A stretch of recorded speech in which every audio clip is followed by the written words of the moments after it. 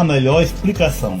Funcionava assim. Existiam 12 tribos em Israel, que são os 12 filhos de Jacó. Os historiadores dizem que eram 13 tribos, porque tinha os 2 filhos de José, Efraim e Manassés. Mas o certo é contar não os filhos, mas sim o pai. Depois que Moisés tirou o povo da servidão e levou para o deserto, o Senhor deu várias leis para serem cumpridas, e uma delas era que a tribo de Levi tomasse conta do sacerdócio e das coisas sagradas. Não poderiam trabalhar. Então foi ordenado que seus irmãos, ou seja, as 11 tribos que podiam trabalhar, dessem a 10ª parte dos seus animais e plantação, para que os levitas, que são os sacerdotes, pudessem se alimentar. Não só eles, mas também as viúvas, os órfãos, que existiam muito naquela época por causa da guerra. Também serviria para alimentar os necessitados e os estrangeiros. Vejamos o que diz em Deuteronômio capítulo 26, versículo 12. Quando tiveres separado o dízimo de tudo quando produzirem, no 3º ano, o ano do dízimo, entregue-no ao levita, ao estrangeiro, ao órfão e à viúva, para que possam comer até saciar-se nas cidades de vocês.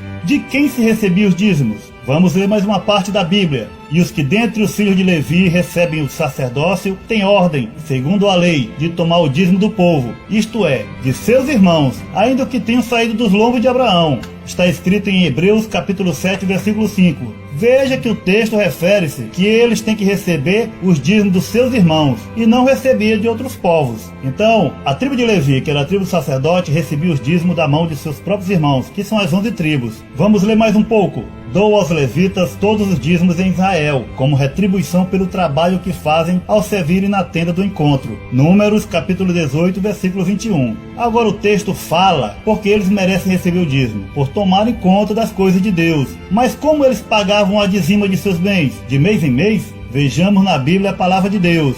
Certamente darás os dízimos de todo o produto da tua semente que cada ano se recolher do campo. Deuteronômio capítulo 14, versículo 22. Aqui disse claramente que não é mensal, e sim anual. Eles entregavam a dizima de ano em ano na época da colheita. Também estamos vendo que aqui nunca se falou em dinheiro, e sim em animais e plantações. Mas se ainda não ficou claro, vamos ler mais um pouco. Em Deuteronômio capítulo 14, no verso 24 para frente, fala o seguinte: mas se o caminho te for tão comprido que não possas levar o dízimo, por estar longe de ti o lugar que o Senhor teu Deus escolher para ali pôr o seu nome, quando o Senhor teu Deus te tiver abençoado, então vende-os, ata o dinheiro na tua mão e vai ao lugar que o Senhor teu Deus escolher. E aquele dinheiro darás por tudo o que desejares, por bois, por ovelhas, por na casa do tesouro, para que haja mantimento da minha casa. Veja bem que ele não fala de dinheiro, e sim de mantimento, ou seja, alimento, que era alimento para os sacerdotes, para os pobres, viúvas, órfãos e necessitados estrangeiros.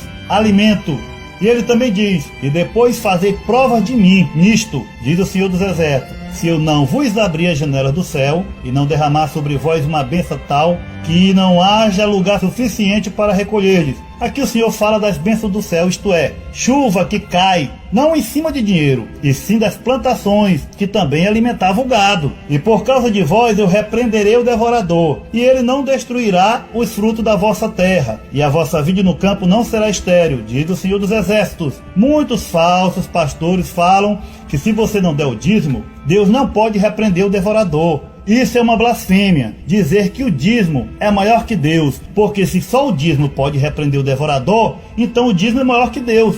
Amados, o devorador aqui é a locusta e o gafanhoto, que por acaso não come dinheiro, e sim as plantações. E as plantações vão prosperar, tanto dando alimento para o povo, como alimento para o gado, que dá muito pasto. Rapaz, você tá mexendo com quem Deus chamou, você tá brincando com coisa séria. Não tem nada a ver com o conceito de quem tá me vendo e não tá concordando. Aprenda a dar! Agora vamos trazer para o Novo Testamento. Vejamos se alguma vez Jesus Cristo mandou dar o dízimo. Querido, foi Jesus que falou sobre o dízimo. E eu vou ler para você o texto que Jesus falou sobre dízimo. Olha o que diz.